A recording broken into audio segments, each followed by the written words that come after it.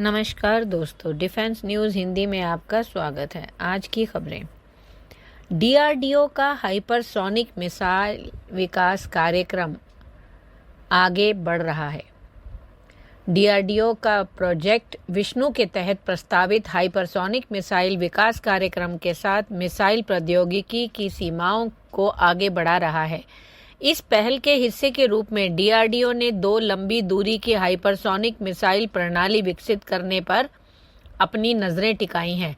सबसे प्रत्याशित परिणामों में से एक हाइपरसोनिक क्रूज मिसाइल का निर्माण है, जिसे भारत की स्ट्राइक क्षमताओं में क्रांतिकारी बदलाव लाने और एक दुर्जय निवारक प्रदान करने के लिए डिजाइन किया गया है।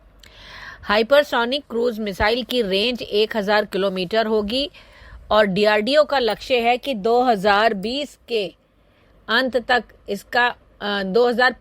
अंत तक इसका उत्पादन शुरू हो जाए। पारंपरिक क्रूज मिसाइलों के विपरीत हाइपरसोनिक हथियार मैक 5 से अधिक गति से यात्रा करते हैं, जिससे उन्हें रोकना लगभग असंभव हो जाता है। हाल के घटनाक्रमों के अनुसार डीआरडीओ भारतीय एचसीएम के लिए मैक 9 से अधिक गति को लक्षित करके रूस की 3M22 जिरकॉन एक परमाणु सक्षम हाइपरसोनिक क्रूज मिसाइल को पछाड़ने के लिए काम कर रहा है। अगला, भारत के MQ-9B यूएवी गैटलिंग शैली के मिनी गन से लैस होंगे। भारत 31 प्रीडेटर ड्रोन प्राप्त करने वाला पहला देश बनने जा रहा है, जिसमें 2 DAP-6 गन पॉड्स लगे हैं, जिनमें से प्रत्येक के दुर्जय M134DH रोटरी मशीन गन है। यह अपग्रेड प्रीडेटर ड्रोन की मारक क्षमता को काफी हद तक बढ़ा देता है, जिससे वे युद्ध भूमिकाओं में अधिक बहुमुखी और घातक बन जाते हैं। M134 मिनीगन एक अमेरिकी 7.62 × 51 millimetre NATO 6 barrel rotary machine gun है, जो अपनी असाधारण उच्च दर की फायर के लिए जानी जाती है, जो प्रति मिनट 2000 से 6000 राउंड तक होती है।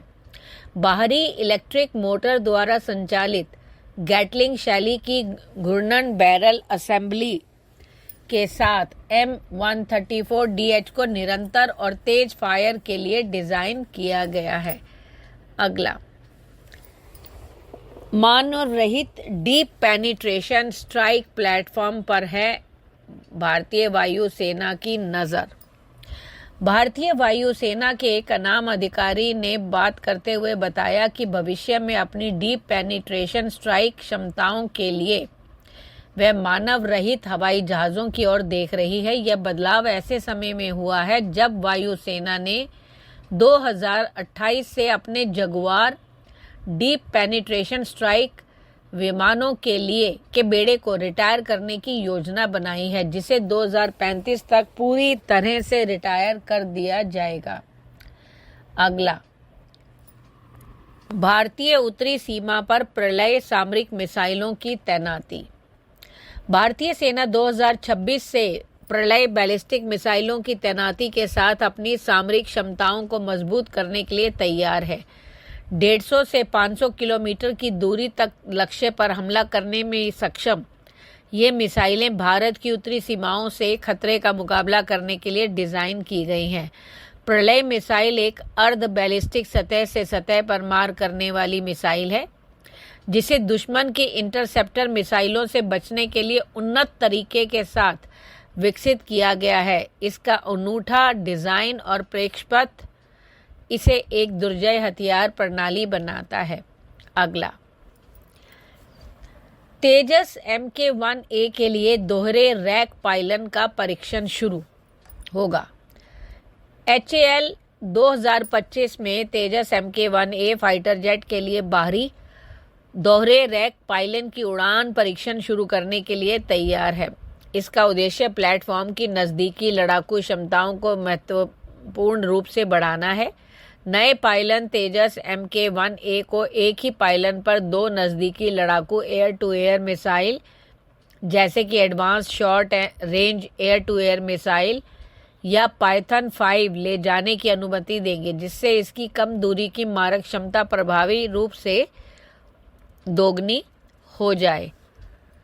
अगला, अडानी डिफेंस उच्च गुणवत्ता वाले और उच्च क्षमता वाले आर्टिलरी राउंड का उत्पादन बढ़ाएगा।